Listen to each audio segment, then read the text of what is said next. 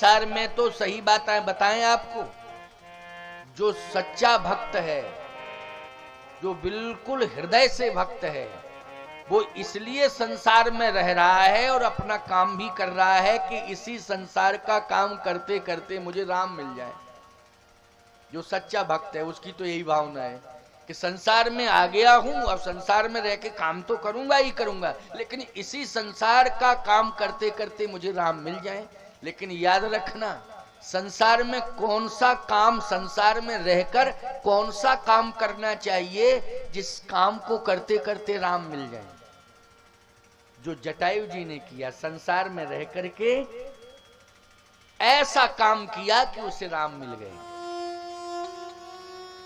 एक कार्य तो यही है कि नारी का सम्मान। बोलो, ये सबसे बड़ा कार्य किया कि नहीं? नारी का सम्मान। नारी का सम्मान सर्वोपरि है, क्योंकि इस नारी ने ही हमें जीने का आधार दिया है। सबसे पहले तो मेरे जन्म का ही आधार बनी है। बोलो, बनी कि नहीं? हमारे जन्म का आधार कौन बनी? यही नारी बनी, मां के रूप में। अगर ये नहीं होती तो जन्म कहां से होता? कहां से तुम कर्मवीर बन जाते, धर्मवीर बन जाते? कहां से तुम राष्ट्रपति बन जाते, प्रधानमंत्री बन जाते? अरे भाई, इस नारी ने इतनी बड़ी तपस्या की है कि तुम्हारे जन्म के लिए आधार बन गई। और आधार बनी तो ये जानती है कि मैं जन्म देने में आधार बनूंगी तो मुझे असहनीय वेदना होगी, कष्ट होगा। सामान्य कष्ट नहीं, जिंदगी और मौत की लड़ाई मुझे लड़नी पड़ेगी। ये भी जानती है, एहसास है कि हमें जिंदगी और मौत की लड़ाई लड़नी पड़ेगी, लेकिन अपने जीवन की चिंता नहीं की। अनंत कष्टों का वर्ण किया है, लेकिन तुम्हें इस धरती पर उतार दिया है। इसलिए नारी का सम्मान सर्वोपरि है। इसलिए हमारे यहां शास्त्रों में मातृ भक्ति श्रेष्ठ भक्ति बताई गई। मातृ देवो भव, पितृ देवो भव, तब आचार्य देवो भव।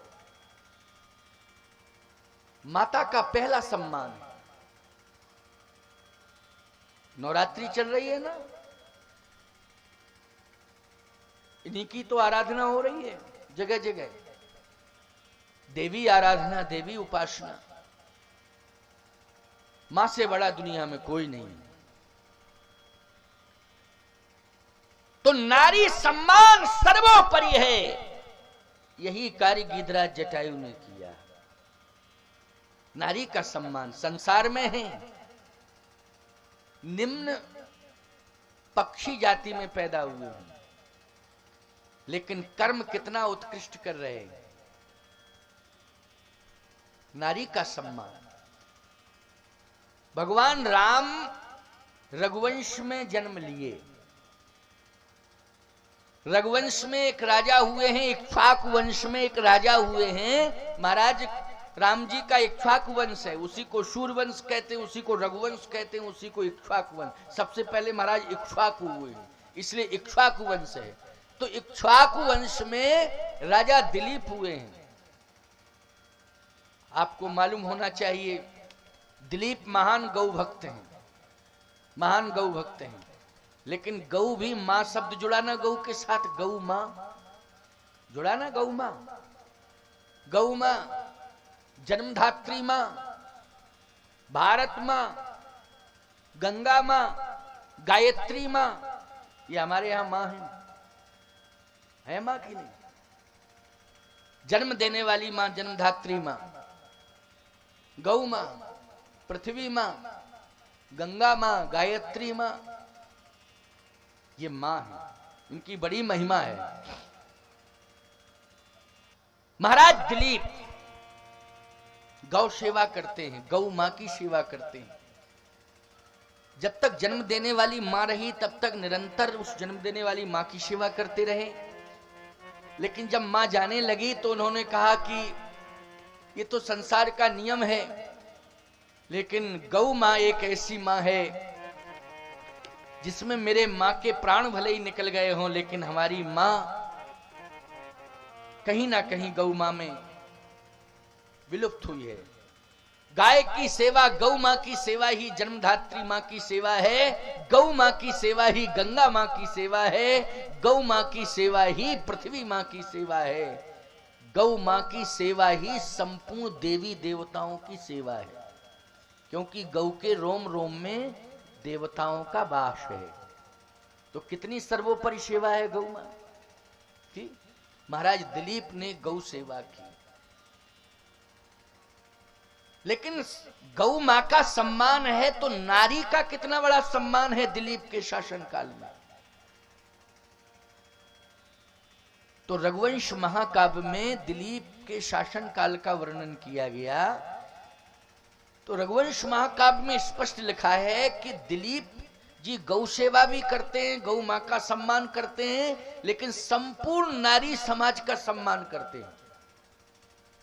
संपूर्ण नारी समाज का सम्मान। प्रमाण क्या है? प्रमाण है कि एक बार एक नारी बेहोश होकर के रास्ते में पड़ी थी। बेहोश होकर के रास्ते में पड़ी थी। महाराज दिलीप के शासनकाल की बात बता रहा हूं। तो बेहोशी अवस्था में वो नारी पड़ी थी। महाराज दिलीप जा रहे थे, तो महाराज दिलीप ने जैसे ही देखा कि एक नारी बेहोश होकर के पड़ी हुई है, जानकारी करो जरा, पता लगाओ कारण क्या है। जैसे ही समीप में जाकर के देखा तो दिलीप के उस सेवक ने कहा, महाराज दिलीप के सेवक ने कहा कि ये नशे की हालत में पड़ी है। नशे की हालत में? हमारे राज्य में तो कोई नारी नशा नहीं करती है। हमारे राज्य में कोई नारी नशा नहीं करती है, लेकिन ये नारी नशे की हालत में कैसे पड़ी? निश्चित रूप से ये राज्य के बाहर की नारी है, मेरे राज्य में प्रवेश किया है, लेकिन इस बात का ध्यान होना चाहिए कि भले ही नशे की हालत में क्यों ना पड़ी हो, लेकिन नारी का अपमान मेरे राज्य में नहीं होना चाहिए। लेकिन मुझे अपने राज्य की प्रजा पर विश्वास है कि मेरे राज्य की प्रजा नारी का सदा सम्मान करती रही है, लेकिन मर्यादा का विशेष ध्यान करती है मेरे राज्य की प्रजा। नारी का विशेष सम्मान करती है मेरे राज्य की प्रजा। लेकिन कहीं ऐसा ना हो कि पवन के वेग के कारण नारी का आंचल ना हट जाए।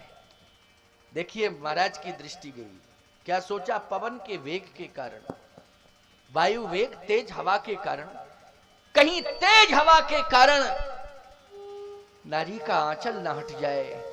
तो महाराज दिलीप ने रघुवंश महाकाव्य में पवन से प्रार्थना की है कि पवन, एक नारी सो गई है, वेग के साथ मत बहना, कहीं उसका आंचल ना हट जाए, इसलिए उसके सम्मान का ध्यान रखना, यही मेरी प्रार्थना है। बार बार पवन देव से प्रार्थना कर रहे हैं। नारी का सम्मान हमारे राज्य में सदा हुआ है, कहीं अपमान ना हो जाए। हे पवन, प्रार्थना है कि नारी का सम्मान बरकरार रहे। प्रकृति से भी महाराज दिलीप प्रार्थना करते हैं नारी सम्मान की। तो बोलो भाई, यदि हम राम जी को मानते हैं तो राम के पूर्वजों ने भी नारी का सम्मान किया। नारी का कितना बड़ा आदर है। एक प्रार्थना है हमारी मातृशक्ति से। सम्मान तो विशेष है आपका और सदा सम्मान रहेगा, लेकिन मर्यादा का विशेष ध्यान आपको स्वयं रखना है। स्वयं आपको मर्यादा का विशेष ध्यान रखना है। माताओं, अगर आपने अपने जीवन में मर्यादा को स्वीकार कर लिया तो इंसान की बात छोड़ो, मर्यादा के कारण स्वयं निर्गुण निराकार ब्रह्म परमात्मा सगुण साकार बन करके, वास्तव में अगर मर्यादा कौशल्या जैसी तुम्हारे जीवन में रहेगी तो वो तुम लाल बन करके तुम्हारे आंगना में, तुम्हारे पालने में झूलेगा। तुम्हारा लाल बन करके तुम्हारे आंगने के पालने में झूलेगा। वो निर्गुण निराकार ब्रह्म सगुण साकार बनेगा। व्यापक ब्रह्म निरंजन निर्गुण विगत विनोद, सो अज प्रेम भगति वस कौशल्या की गोद। आखिर वो ब्रह्म ही तो निर्गुण से सगुण हुआ था, कौशल्या का बेटा बना था। किसके कारण बना था? मर्यादा के कारण। इसलिए जिस नारी के जीवन में मर्यादा है वो कौशल्या है, और समाज में जो कौशल्या है निश्चित रूप से उसका बेटा राम है, उसी का बेटा राम है। इसलिए मर्यादा का विशेष ध्यान रखना है।